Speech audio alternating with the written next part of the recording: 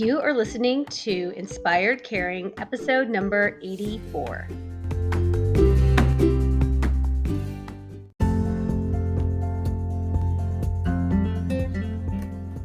Hello, welcome to Inspired Caring. I'm your host, Michele Magner. If you are caring for an older family member, this is the podcast for you. Each week, I bring insight, tips, inspiration, and strategies to help you care for the people that you love without losing yourself along the way. Having cared for both of my grandmothers, I've helped manage everything from hospital stays, households full of belongings, to navigating senior living and end-of-life care. And I've worked in senior living as a result of that experience, serving my residents and their families as they've been on this journey too. Thank you for joining me today, and I hope you enjoy this episode of Inspired Caring. Hey, you guys. Hope you are doing well. Y'all. I started to type up notes for this episode, and now I can't find them. So my initial thought was to do my normal preparedness, and then today I was like, I think I'm just going to wing it. And then ironically, could not find my notes. So here we are, winging it together. Today I want to talk about discovering your YOU-NESS. A really, really funny story. I was on my way to an exceptional retreat in Reno, Nevada, with my mentor and coach, Mike Rayburn.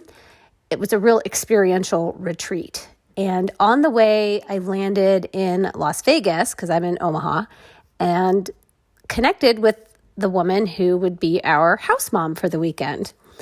And we were in the airport, about to board our plane. And at some point, or maybe it was on the plane, we were talking about her work. She's a Reiki practitioner and sound healer. And at some point during the conversation, she talked about, really finding your YOU-NESS. And my face went blank because I was like, oh my God, what's a YOU-NESS? Is this I'm familiar with the concept of auras and energy and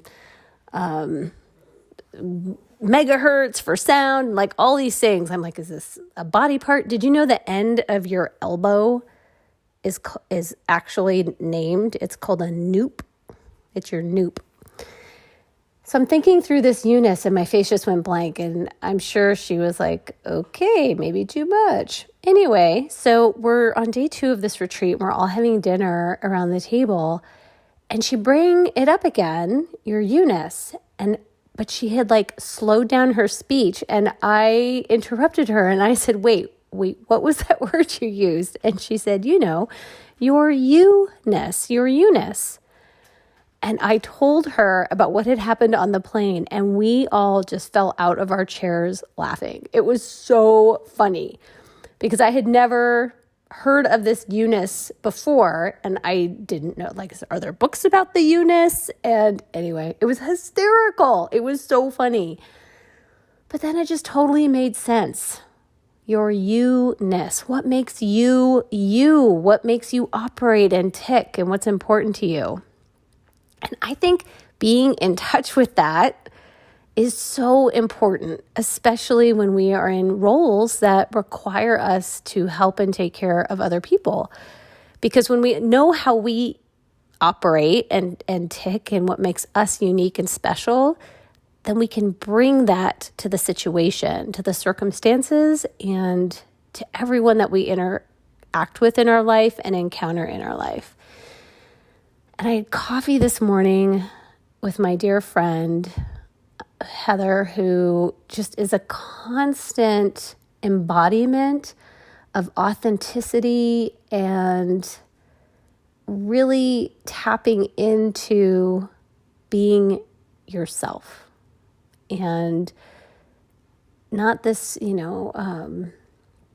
living up to other people's expectations of you or trying to fit the mold of everybody else. But she's just this gorgeous, spectacular reminder to me that it's really important for me to stay true to myself and what's important, what I like, what's important to me.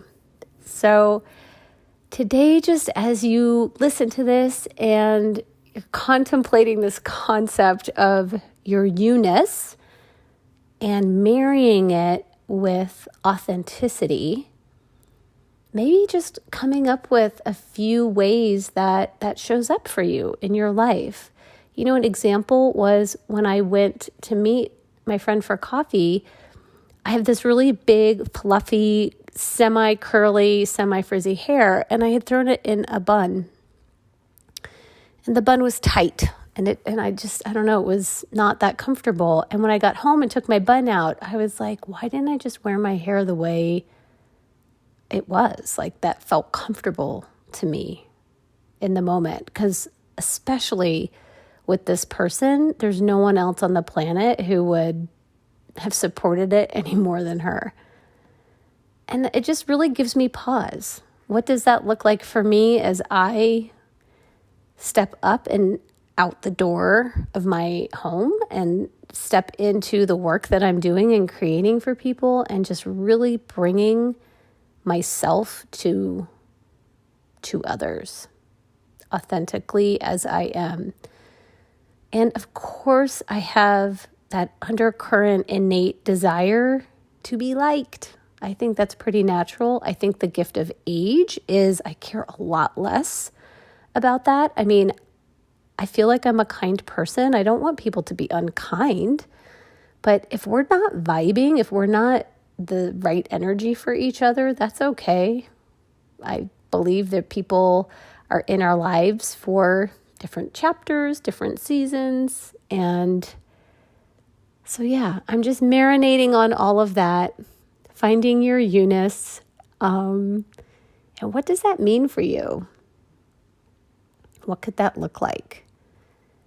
And how does it show up when you are helping someone else and taking care of someone else?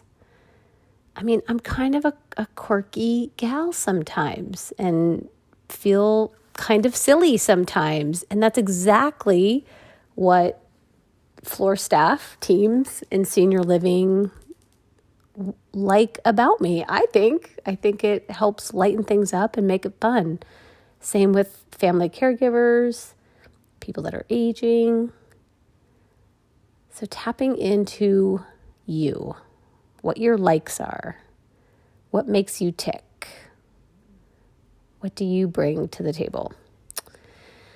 So, as you are contemplating that, I want to wish you a very happy, wonderful weekend. It is officially winter, I think, in Nebraska. It was feels like 2 today or something ridiculous. But that's okay. Cozy, warm, and so full of gratitude for the opportunity really to be able to think about stuff like this, to go deeper with my thoughts. I'm really, really grateful that that's where I'm at in my life. I love you. Have a great week, and I'll see you next week.